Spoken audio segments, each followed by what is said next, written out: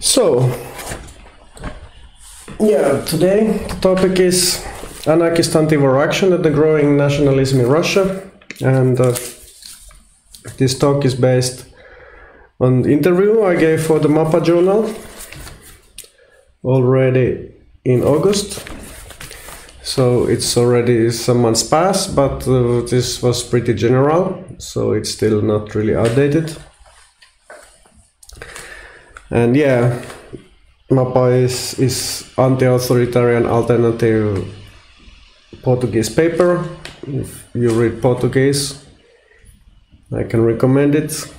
I don't read so much, but it's actually coming up regularly, so it's still possible to print alternative anti-authoritarian press in Portugal. And so they ask questions about anti-war movement and growing nationalism in Russia. And I'm not a scholar, I'm an activist. I haven't been in Russia for 10 years, but I'm still pretty much involved in the anti-authoritarian movement in Russia, so I tried to give this answer the best I can. And the first question they asked about what are actually anarchist and anti-authoritarians doing in Russia during the war. When I gave the interview, it was 5 months since the beginning of the war. Now it's almost 9 months. So how is the resistance going on? And is it possible the resistance to exist? Yeah, the resistance is definitely existing. Anarchists were very much joining the protests. In the August, there was still like almost every day protest. There was, I guess, less than 2 weeks of days without a single protest, and almost every other day there was some sort of protest in Russia. In my opinion, it's a big protest movement. It's not big enough to stop the war, but especially in the first days, anarchists were very active and important in the street protests. But now there has been so much repressions against the street protests that actions have become more decentralized. There are different kinds of graffiti installation and stickers and this kind of things. And protest movement, of course, is much more wider than the anarchist movement. There are people with all the kind of political orientations. There are liberals, there are leftists, there are even anti-war Stalinists and anti-war fascists and conservatives. So all the kinds of people are against the war. But generally, it's much more anti-authoritarian in character. The way of organization, the decentralization. There are attempts to really avoid the centralized authoritarian leadership. So it's a big change from the Navalny movement, which was dominating the Russian opposition maybe almost 10 years. And movements just such as feminist anti-war resistance, they are not, of course, explicitly anti-authoritarian, and there are people with different kinds of political views, but I think there are anarchists involved, and their way of organizing is anti-authoritarian. And also another organization, Vesna, human rights movement, also it's not anarchist, but it is making calls to decentralized protests. And so basically anarchists have two different strategies, or maybe three. Some are organizing, like spreading anti-war propaganda. Also lots of maintaining online resources. This is, for example, what Autonomous Actions is currently doing with the autonom.org website. And then there are anarchists who are organizing direct actions, like the Anarcho-Communist Fighting Organization, BOAK. You can follow the activities from the websites and Telegram channels. And Telegram channels have become very important means of communication in the Russian anti-war movement, because the authorities haven't been technically able to block the Telegram. So the second question was that We have understood this imperialist aggression of Russia against Ukraine as a sign of ever-growing national feeling in Russia. How do you characterize the nationalism in Russia, and does it impose itself in cultural diversity of the Russian Federation? And what is the role of the Russian far right in it? So yeah, there's ultranationalism in Russia. It has kind of a long history, almost 200 years, maybe in the 1840s. In the 19th century, it's rooted in the Slavophilia movement, which is not necessarily completely Slavophilia in heritage. What I didn't say in this interview is that you cannot say that the Slavophilia movement is completely reactionary, because these national romantic ideas of Slavophilic, they also had some influence on the Russian anarchism and anti-authoritarian thinkers like Herzen and Ogarev and Bakunin. So even though there was very strong also tendency in Slavophilia that it's to go back to sort of Orthodox Christian religion. But then there was kind of the Slavophilic movement. It was kind of recuperated by the Russian elite. They took these Slavophilic ideas to make this kind of reactionary modernization in Russia, to make Russia more like a nation state, because it was obviously in the mid-19th century very almost completely feudalic system, not based on any kind of nationalist identity, but only on the religious identity and this kind of feudalistic class relationship, which cannot, of course, survive in the modern world. So Russian elite needed some tools to modernize the system without losing their power, and they picked many of the Slavophilic ideas. Even though originally Slavophilic, they were all against the serfdom. They wanted to free the slaves, the serfs in Russia and so on. So originally it was part of these general reforms, liberal reform movements, but then these ideas got recuperated to the elite. And then after revolution there was a big immigration, like huge this white immigration, not completely reactionary, but it was dominated by reactionary monarchist tendencies, and they synthesized these Slavophilic ideas with fascism and national socialism. And unlike anarchists and socialists, they managed to have a continuation. There was these emigre fascist movements, they existed continuously from the 20s to the perestroika times until the 80s. They continuously tried to spread the propaganda in the Soviet Union. They tried to infiltrate, usually with not so much success, but this press that the emigre fascist was publishing, it was important channel of communication, and also at some point many even liberals, they were writing to these papers. Most important organization might be the National Alliance of Russian Solidarists, which was basically Russian version of corporatist fascism. And they managed even to, immediately after death of Stalin, the first nationalist groups even emerged in the Soviet Union.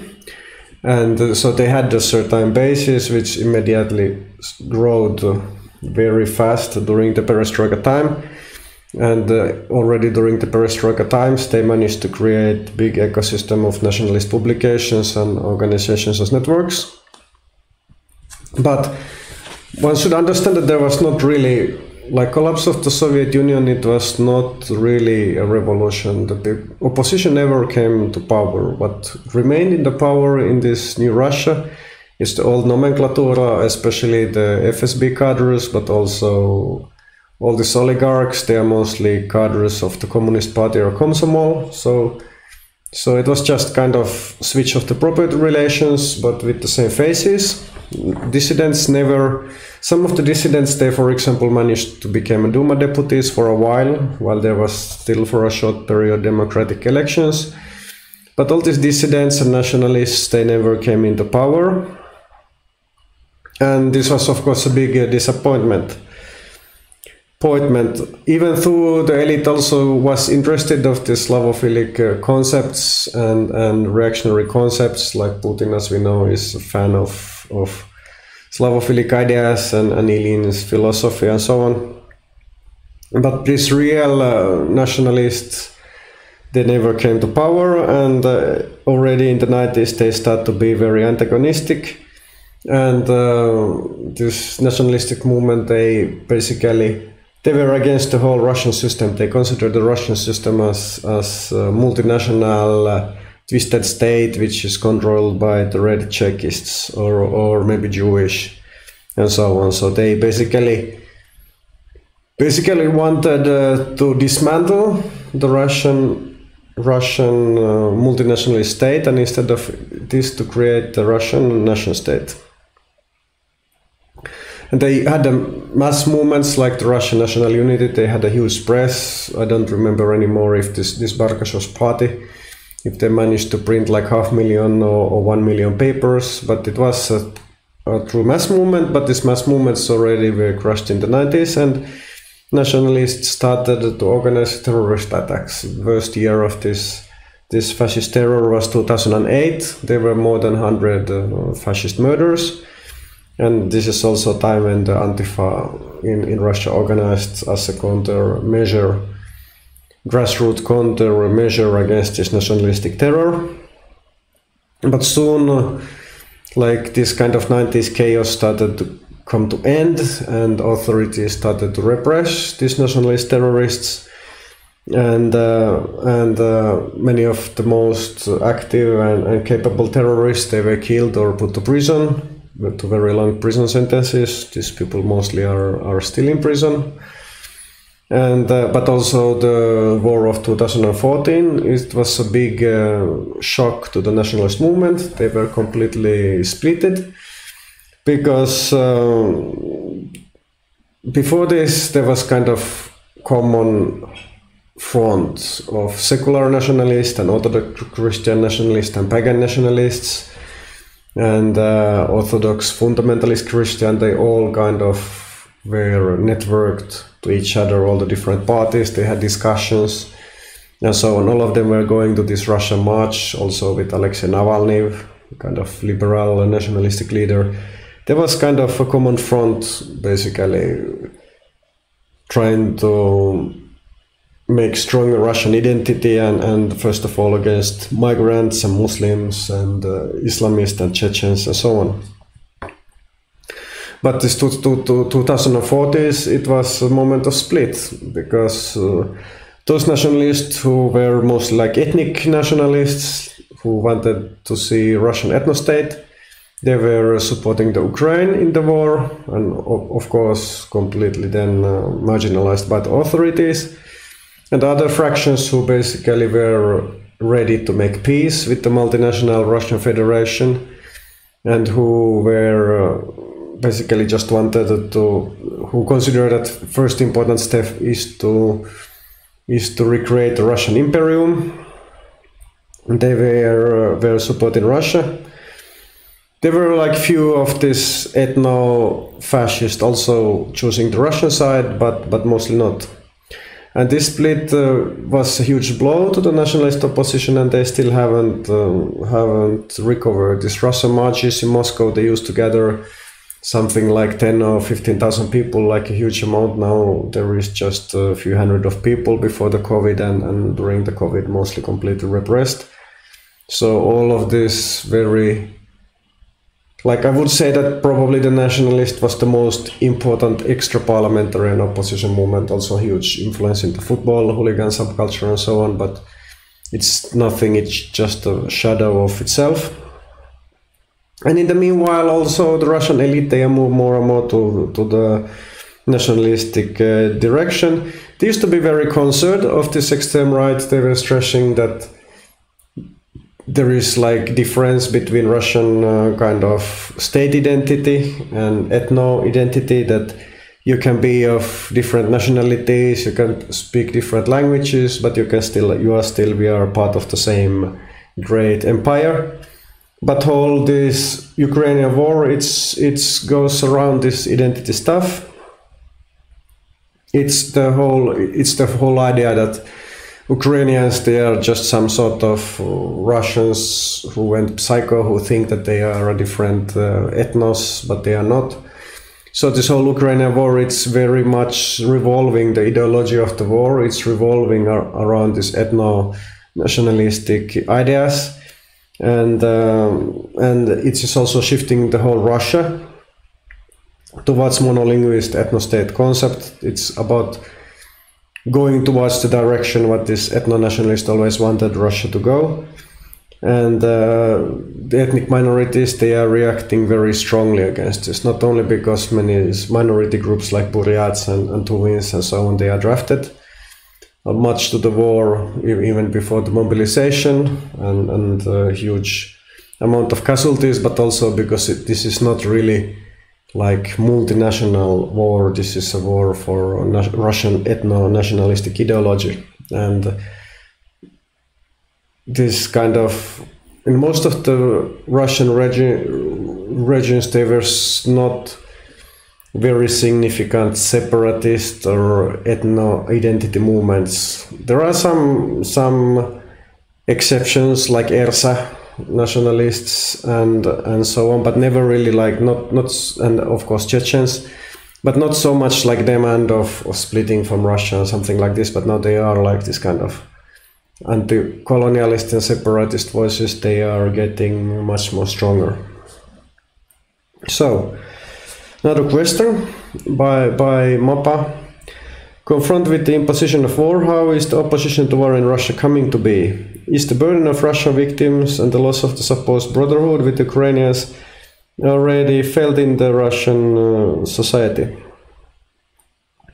So at this point I have to say that yes, of course I follow the news, I follow all the possible and impossible news channels about the protest in Russia, but because I'm not living in Russia, I don't really have the feeling of how is the Russian society like. What are the people, like random people in metro or cafes, what are they discussing? So and I also have a bit kind of contradicting signals. One friend of mine said she visited St. Petersburg, she went to Georgia when it actually was before even the war started, but had to go to St. Petersburg for paperwork, and say that there is not even protest, but people are not even planning or discussing anything, that there is complete apathy and sadness. But in the other hand, I see that there are all the time like different new tendencies. Like when I gave the interview, there were protest movements, new protests of the mothers of the missing soldiers. Now I see some mutinies of the soldiers who haven't been paid their wages. So there is all the kinds of new protests coming up also. But yeah, in the August, yeah, there was some sort of lull of the protest movement. When there was mobilization, there was new protest with thousands of people participating and thousands of arrests. But it was only in the week of the mobilization. Now it's again, it goes to bit of the lull. But also there was all the time there has been reports of Russian soldiers refusing to fight, and even like special camps and prison camps for soldiers who are refusing to fight. So there is all the time this kind of tendencies coming and going, and I think it's for sure there will be a new wave of anti-war protests, and protests which are not necessarily moral. This might be even people who are kind of never was so much against the war, but they are concerned about the wages being paid or bad treatment of the soldiers, and how the economic situation is getting worse and more people are dying.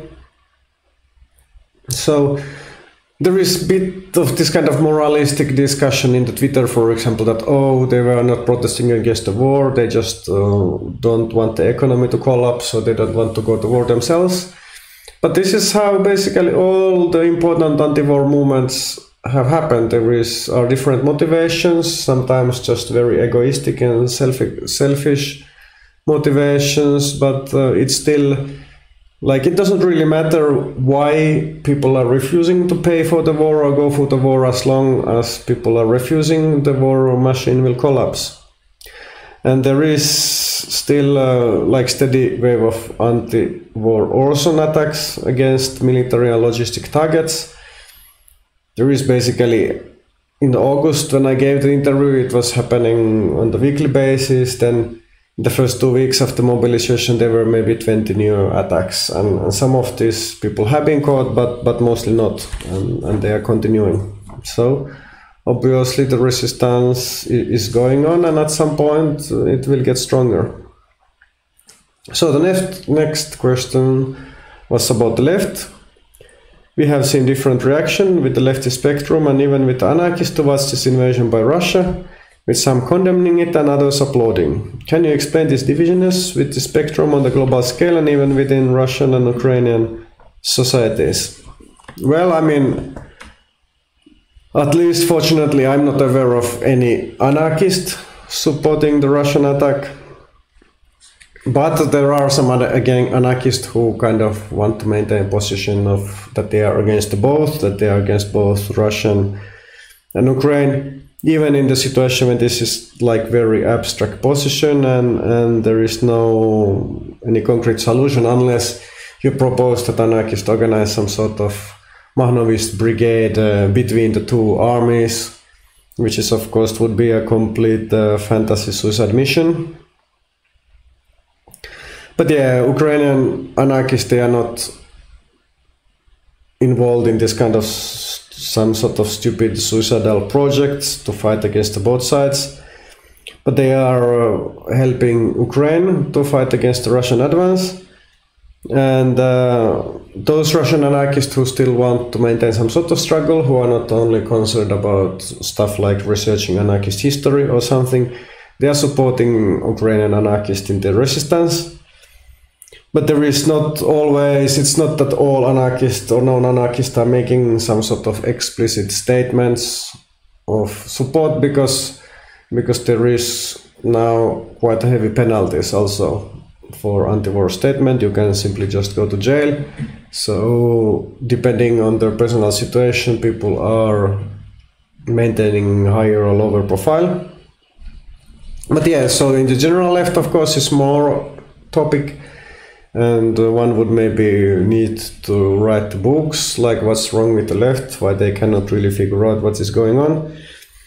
I think, yeah, obviously one thing is that there is some sort of disillusionment of the outcome. Like, of course, yeah, there is lots of discussion about post-colonialism, but also for some reason people cannot really connect post-colonialist discussion with the current situation in Ukraine. And also I see that there is some sort of disillusionment, because in the 50s and 60s and 70s, it was pretty straightforward for anarchists to support anti-colonial movements. But often the results of this movement, even if these movements gained in most of the cases independence, this result of these new governments and states, it was disappointments. And because of this, some have even made conclusion that national self-determination is kind of failed idea, or that it's not really important that we can sacrifice national self-determination for the sake of peace. And then, yeah, of course, especially some older generation people like Homsky, they might be, or Chomsky, it's Homsky in Russian, but Chomsky in English, they might be afraid of the nuclear war, which I think in this case is overestimated risk. Like, of course, we don't see in the head of the Putin, but I don't have reasons to believe that Putin is so crazy that he would like to start a nuclear war. And also it's quite typical that many people are able just to analyze everything in their own national context. And obviously, like places like Latin America, Italy or Greece or Yugoslavia, they have their own history with the United States and with NATO. They don't see that as some sort of benevolent force. And yeah, it's true that history repeats itself, but it's not always the same story that history is repeating. And I think that, yeah, even after 100 years, or more than 100 years of history of anti-colonialist struggle, the left still doesn't really grasp what is the colonialism and what it's not.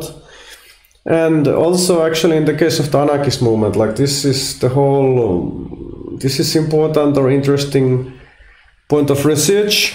Actually, what is the relationship between historical anarchist movement or revolutionary syndicalist movement and anti-colonialism? But I think there were some blind spots. Like, for example, Spanish anarchists were not necessarily very much interested about resistance in the Rif in the northern Morocco being crushed by the Moroccan army until they needed more allies against Franco, but at that point it was just too late to create some sort of common front. But yeah, I had a couple of other texts, other transmissions which I made before. One was couple of days before the war. I made a text called "Why Should We Support Ukraine?" and then I wrote after that text "Misconception about imperialism and anarchist collective traumas," but maybe I should have written even more. But yeah, then the last question by Mapa. After 5 months of war, things continue to be clear regarding what will happen in the future. What do you think can be the future scenario on that region, and do you think it's plausible scenario that a drastic change in the Russian society will happen? Well, yeah, I don't see what happens in Russia is difficult to predict. There is obviously several scenarios. But all the historical precedents would say that the last war might mean collapse of the power structures in Russia, like all the major transformation in the Russian society during the last 170 years have been due to failed wars. Actually, I recently read a major book about Kropotkin, which said that Kropotkin was actually disagreeing with this, but yeah, the common opinion of many historians is that abolition of Sedom was the consequences of the lost Crimean War. Kropotkin didn't agree, but still. And also abolition of absolutism was the consequence of the lost war against Japan, the 1905 revolution, which kind of made Russia a constitutional monarchy. And then abolition of monarchy, those consequences of Russian defeat in the Eastern theater of the First World War. And then Soviet Union collapse had a lot to do with the war in Afghanistan. And it totally doesn't seem like Russia is winning the war in Ukraine. And